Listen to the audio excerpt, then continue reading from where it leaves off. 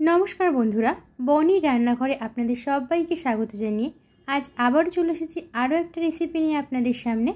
आज आमि तैरी करब साबुर पायेस। এই রেসিপিটা কিন্তু আপনারা ব্রত পার্বণ একাদশীতে কিন্তু আপনারা এটা বানিয়ে খেতে পারেন। একঘেয়ে আপনারা সাবু না খেয়ে সাবু কিন্তু এরকম পায়েস করে খেতে পারেন। খেতে কিন্তু খুবই সুন্দর লাগে। তো চলুন বন্ধুরা দেখে নিই কীভাবে তৈরি করে নেব এই রেসিপিটা। সাবুর পায়েস করার জন্য আমি এখানে নিয়ে নিয়েছি সাবু 100 গ্রাম বড় দানা সাবু এখানে নিয়ে নিয়েছি। এবার এই সাবুটাকে আমি জল পাল্টে পাল্টে 2-3 বার করে ধুয়ে নেব। দেখুন ধুয়ে নেওয়া হয়ে গেছে। এবার একটা বাটিতে সাবুটা আমি তুলে নিচ্ছি।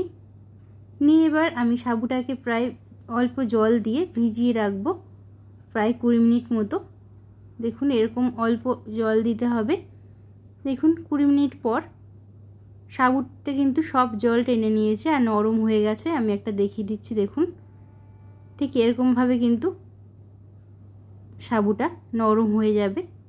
এবার আমরা রান্না করে নেব। এর জন্য কড়াইতে দিয়ে দিয়েছি 1 চামচ মতো ঘি। ঘিটা ভালোভাবে গলে গেলে আমরা এখানে দিয়ে দিয়েছি কাজু আর কিশমিশ। লো আঁচে আমরা কাজু কিশমিশটাকে ভেজে নেব। দেখুন কাজু কিশমিশ ভাজতে কিন্তু বেশি সময় লাগে না। ভাজা হয়ে গেছে। এবার আমরা কাজু কিশমিশগুলোকে তুলে নেব একটা প্লেটের ভেতরে।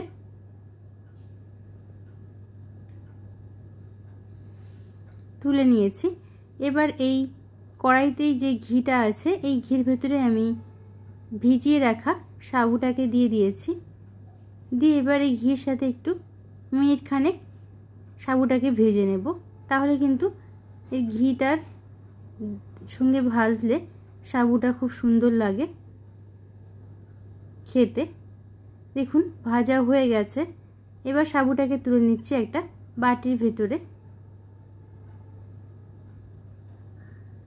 এবার আমরা পায়েসটা করব। এর জন্য কড়াইতে দিয়ে দিয়েছি 500 মতো দুধ। দুধটা দিয়ে এবার আমরা ভালোভাবে জাল করে নেব। দুধের মধ্যে কিন্তু আমি কোনো জল দেইনি। এবার দুধটা দিয়ে আমি ভালোভাবে দুধটাকে ফুটিয়ে ঘন করে নেব। দেখুন দুধটা কিন্তু অনেকটাই জাল করে নেওয়া হয়ে গেছে। নাড়াচাড়া করতে থাকতে হবে নাহলে নিচের দিকে যাতে না লেগে যায় দুধটা। এবার আমি এখানে দিয়ে দিয়েছি ফাটিয়ে নেওয়া একটা তেজপাতা আর 2টো এলাচ ফাটিয়ে দিয়ে দিয়েছি। দিয়ে এবার ভালোভাবে আবার নাড়াচাড়া করে দুধটাকে ফুটিয়ে নিয়েছি। দেখুন এবার আমরা এই দুধের ভেতরে দিয়ে দেব মিষ্টি, চিনি দিয়ে দেব। এখানে চিনিটা আপনারা যতটা মিষ্টি খাবেন ততটা কিন্তু এখানে চিনি ব্যবহার করবেন। আমি এখানে 4 চামচ মতো চিনি এখানে দিয়ে দিয়েছি। চিনিটা দিয়ে আমি আবারও ফুটিয়ে নেব যতক্ষণ না চিনিটা না গলে যায় ততক্ষণ আমি ভালো করে দুধটাকে জাল করে নিচ্ছি। চিনিটা ভালোভাবে গলে গেছে আর দুধটা অনেকটা গাঢ় হয়ে এসেছে। এবার আমরা দিয়ে দিচ্ছি ভেজে রাখা সাবু। সাবুটা দিয়ে ভালোভাবে দুধের সাথে মিশিয়ে নেব। সাবুটা দিয়ে দেওয়ার পর আমি আরও মিনিট 5 মিডিয়াম আঁচে রান্না করে নেব। তাহলে কিন্তু আমাদের পায়েসটা একদম তৈরি হয়ে যাবে। এভাবে পায়েস রান্না করলে কিন্তু পায়েসটা খেতে খুবই সুন্দর লাগে।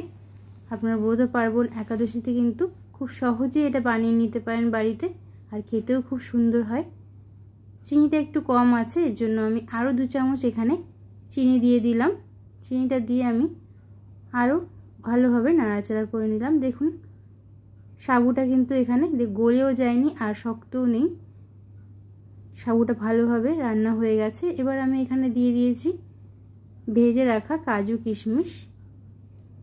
কাজু কিশমিশটা দিয়ে আমি ভালোভাবে আবার নাড়াচাড়া করে নিচ্ছি। আমার কিন্তু এখানে সাবুর পায়েসটা একদম তৈরি হয়ে গেছে। আর বেশি দুধটাকে টানাবো না, কারণ পায়েসটা যদি আর বেশি টেনে যায় তাহলে এই সাবু আছে ঠান্ডা হয়ে গেলে কিন্তু সাবুতে অনেকটা দুধ টেনে নেবে, গাঢ় হয়ে যাবে। এর জন্য পাতলা পাতলাই এভাবে নামিয়ে নিতে হবে।